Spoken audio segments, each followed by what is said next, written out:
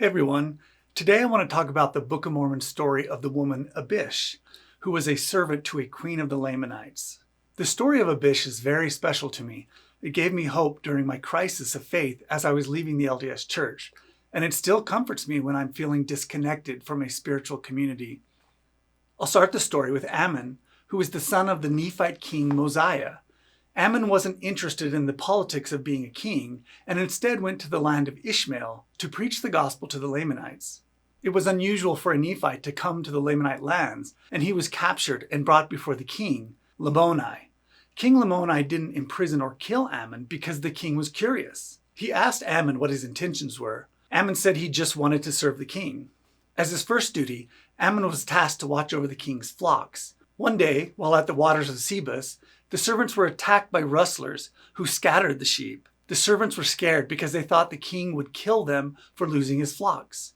Ammon saw an opportunity to show the servants the power of God, and he was able to stop the thieves by cutting off their arms and killing their leader. The servants told King Lamoni what happened, and he was astonished. Actually, he was scared of Ammon and sent for him. They stood in awkward silence for a while, and then Ammon asked how he could serve the king, but Lamoni said nothing.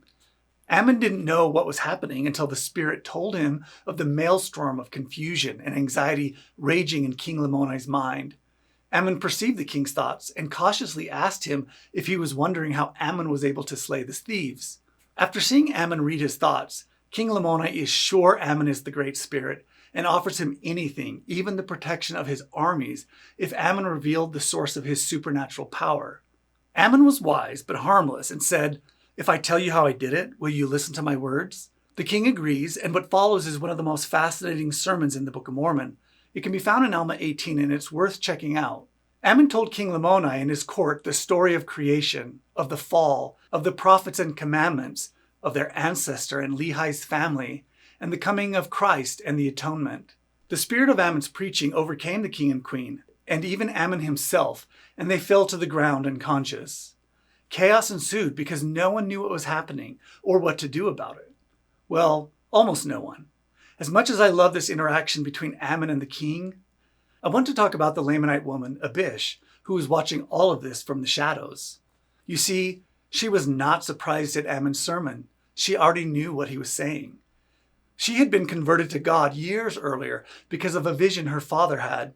Imagine what she went through, knowing the truth about God for years and never being able to tell anyone. Perhaps God forbid her from saying anything about the mystery she had been shown. Maybe she stayed silent because there was no one around who could understand her experience. They were bound by their traditions and knew little of God's true nature. Perhaps she tried to tell people in the beginning, only to be met with anger and unbelief. The same anger and unbelief the king's court expressed when they heard Ammon explain the plan of salvation. In the end, though, she stayed silent. I imagine it was very lonely for her. And then Ammon came, and she found out there were others who knew the same God she did. At that moment, she realized it was time to reveal what she knew. Maybe, she thought, if the people knew what was happening, that at that exact moment, God was revealing the mysteries of heaven to Abish's king and queen, that if the people knew about this, they would witness God's power and believe in him. Instead, the people started fighting. Many thought the king and queen were dead. Others thought they had been cursed because the king allowed a Nephite to stay in their land. One person even tried to kill Ammon, but was struck dead by God. Abish was in tears. Here the power of God was plainly manifest, and instead of joy there was confusion, anger, and mourning. In a moment of incredible faith, she took the queen's hand and raised her from unconsciousness. The queen then raised the king, and both of them began prophesying and testifying of what happened. The dark veil of unbelief had been cast from their minds, and they were filled with the light of the glory of God. I was also converted to God on account of a vision I had. I tried to tell people this, but was met with unbelief, mockery, and even anger. Like Abish, I fell silent and told no one.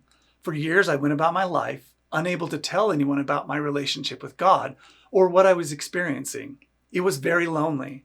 But there are things happening now that have given me the same hope Abish had, that perhaps now is the time to tell others about the God who revealed himself to me years ago. I know some of you are also like Abish.